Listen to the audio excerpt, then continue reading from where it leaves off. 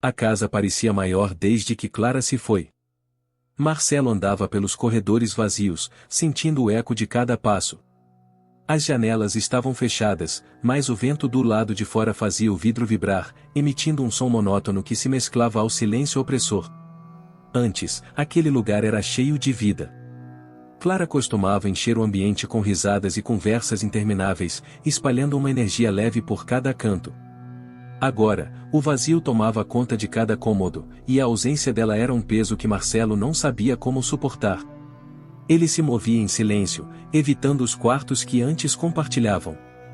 O quarto de Clara permanecia intocado desde o dia do acidente, com suas roupas ainda penduradas no armário e os livros dispostos como se ela pudesse voltar a qualquer momento. Mas ela não voltaria. Ele sabia disso, mas a casa parecia sussurrar o contrário, como se esperasse algo. Na cozinha, o relógio marcava as horas, o tic-tac constante era a única coisa que parecia ter vida. Marcelo serviu-se de um café e sentou-se à mesa, sentindo o aroma quente no ar. Mas, assim que deu o primeiro gole, o silêncio pesado voltou a se manifestar, trazendo de volta a lembrança do acidente. Ele passava seus dias assim, entre lembranças dolorosas e momentos vazios, tentando encontrar uma forma de seguir em frente. Mas seguir em frente sem Clara parecia impossível. Ela havia sido seu alicerce, sua companheira, e agora ele não sabia quem era sem ela. As noites eram as piores. O silêncio, que durante o dia era quase suportável, à noite se tornava insuportável, como se a própria casa estivesse viva, respirando lentamente. Foi numa dessas noites que ele ouviu o primeiro som. Um som baixo, quase imperceptível, como passos distantes. Ele se levantou da poltrona, tentando entender de onde vinha aquele ruído. Talvez fosse apenas a casa, velha e rangendo como sempre. Ou talvez fosse algo mais. Marcelo não sabia ao certo, mas uma sensação incômoda se instalou em seu peito. Algo naquela noite parecia diferente. A casa do silêncio começava a falar. Marcelo passou a maior parte da noite acordado, seus olhos fixos no teto do quarto. Os passos que ouvirá antes não voltaram, mas a sensação de que algo estava errado não o abandonava. A mente, cansada e cheia de lembranças, oscilava entre a dor da perda e o medo de estar perdendo a sanidade. Ele fechou os olhos, tentando buscar algum consolo no sono, mas o vazio que sentia era imenso demais. Foi então que ouviu pela primeira vez. Marcelo. Ele se levantou abruptamente, o coração disparado. A voz era suave, quase um sussurro, mas clara o suficiente para ser reconhecida. Clara. Ele olhou em volta, sua respiração se tornando pesada. Tentou acalmar-se, dizendo a si mesmo que era apenas o luto, uma memória que sua mente cansada havia recriado. Mas o som, e era tão real. Marcelo. A voz repetiu, desta vez um pouco mais próxima. Ele congelou, seus olhos varrendo o quarto na tentativa desesperada de encontrar uma explicação lógica. A casa estava mergulhada na escuridão, o silêncio pesava no ar, exceto pelo som daquela voz. A voz de Clara. Um arrepio percorreu sua espinha. Estou ouvindo coisas. É só a minha mente me pregando peças, pensou ele, tentando racionalizar. Desde a morte de Clara, não era incomum que ele ouvisse ecos dela em sua mente, conversas que nunca tiveram a chance de terminar, palavras que ele desejava ter dito. Mas isso era diferente. Era tangível. Real. Ele se levantou da cama, o chão de madeira fria sob seus pés, e caminhou pelo corredor, esperando encontrar algo que pudesse explicar o que estava acontecendo. O coração batia mais forte a cada passo.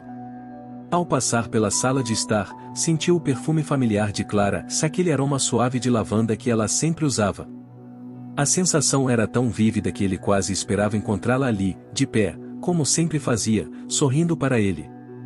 Mas não havia nada. Apenas o vazio.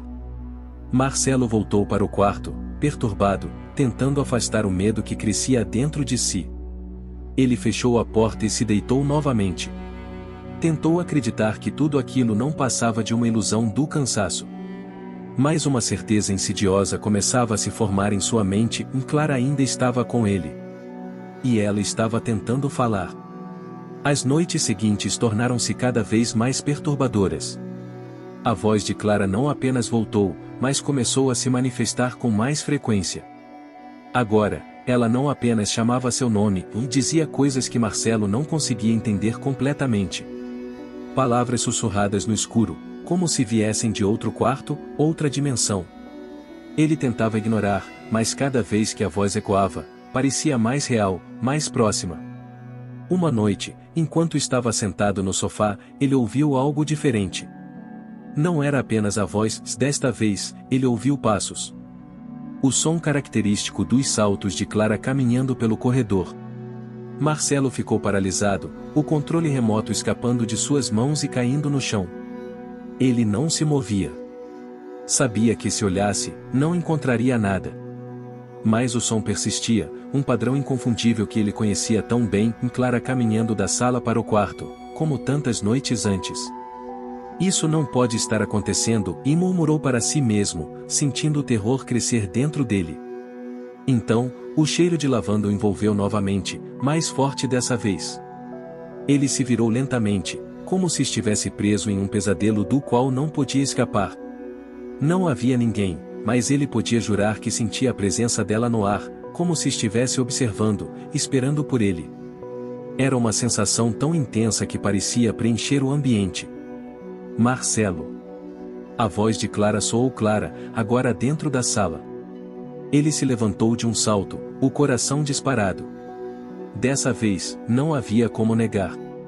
A voz não era uma memória, não era fruto de sua mente em luto. Ela estava ali. Mas como isso era possível? Clara estava morta, ele a vira ser enterrada. Marcelo sentiu um frio cortante percorrer sua espinha. Se era realmente Clara, o que ela queria? Marcelo tentou falar, sua voz tremendo. Clara. É, você. Por um longo momento, houve apenas silêncio. Então, algo mais aconteceu. As portas do corredor, que estavam fechadas, rangiam lentamente, como se uma força invisível estivesse as abrindo. Marcelo prendeu a respiração. Seus olhos fixos nas portas entreabertas, e o som dos passos começou novamente, indo em direção a ele. Por que você me deixou, Marcelo? Sussurrou a voz, agora cheia de tristeza. Ele se afastou, confuso e apavorado. A culpa que vinha carregando desde o acidente começou a sufocá-lo. A pergunta ecoava em sua mente. Ele tinha feito algo errado? Havia algo que não sabia? E agora Clara parecia pronta para revelar tudo. Marcelo não conseguia mais fugir. As vozes, os passos, o perfume e tudo se tornava mais intenso a cada dia. Ele sentia que Clara estava em toda parte, como uma sombra, mas sempre fora de alcance. Era como se a casa estivesse viva, pulsando com a presença dela. No fundo, ele sabia que havia algo que ainda não havia enfrentado, algo que ela queria que ele soubesse. Numa noite particularmente fria e silenciosa, ele não aguentou mais. Seguindo o impulso de uma voz interior, pegou as chaves do carro e dirigiu até o local do acidente. Aquela estrada deserta, ladeada por árvores escuras, parecia tão distante quanto o tempo que havia passado desde a morte de Clara. A mente de Marcelo se encheu de flashes do dia fatídico, o telefonema urgente, a curva maldita, as luzes do carro se apagando no impacto. Ele se culpava por não ter estado com ela naquela noite. Ele deveria ter estado. Ao chegar ao ponto exato, Marcelo estacionou o carro e desceu. O local estava sombrio, como um espectro do passado. O vento balançava as árvores, mas, de repente, o ar pareceu ficar pesado, como se o mundo ao redor estivesse segurando a respiração. Por que você me deixou, Marcelo? A voz de Clara ecoou na escuridão, mas agora havia algo diferente. Não era mais um sussurro, era uma acusação. Ele olhou ao redor, o coração batendo descontrolado. Eu não te deixei, Clara. Você sabe disso, gritou ele, desesperado, tentando justificar o que havia acontecido. Uma figura começou a se formar diante dele, na penumbra. Primeiro, era apenas uma sombra, mas então tomou a forma de Clara, uma versão distorcida dela, com olhos que brilhavam de tristeza e ressentimento. Marcelo sentiu o sangue gelar. Você sabia que eu precisava de você, e mais você nunca estava realmente lá, disse Clara, sua voz carregada de mágoa. As palavras penetravam fundo em Marcelo, como lâminas afiadas. Ele sabia que havia algo de verdade ali.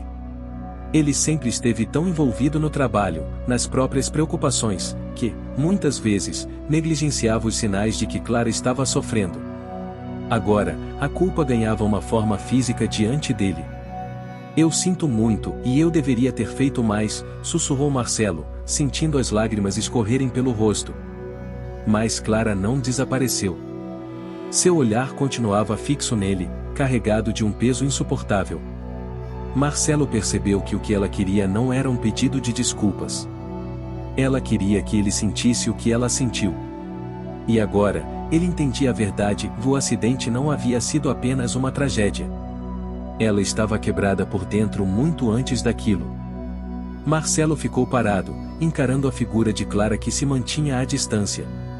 A revelação o atingia com força, e não era apenas o acidente que o assombrava, mas a culpa de uma negligência emocional que ele nunca havia percebido totalmente. Clara sofria muito antes daquela noite, e ele estava cego para seus sinais. Agora, mesmo em morte, ela parecia incapaz de partir, presa ao ressentimento e à tristeza que carregava em vida. Eu sinto muito, Clara. Ele repetiu, a voz falhando, mas suas palavras se perdiam no vento. A figura dela permaneceu imóvel, os olhos cheios de dor o perfurando. Era como se não houvesse mais perdão a ser dado. Aos poucos, a figura começou a desvanecer, mas o ar ao redor de Marcelo continuava pesado. Ele sabia que, mesmo se a imagem de Clara desaparecesse, a culpa e o arrependimento que carregava dentro de si nunca o deixariam. De alguma forma, ela sempre estaria lá, um eco permanente de tudo o que ele não fez, de tudo o que não viu. Quando finalmente retornou para casa, as luzes fracas e os móveis antigos pareceram envolvê-lo em uma atmosfera ainda mais sufocante. Marcelo se jogou no sofá, os olhos fixos no teto, esperando que, ao menos por essa noite, o silêncio fosse total. Mas, no fundo, ele sabia que não seria.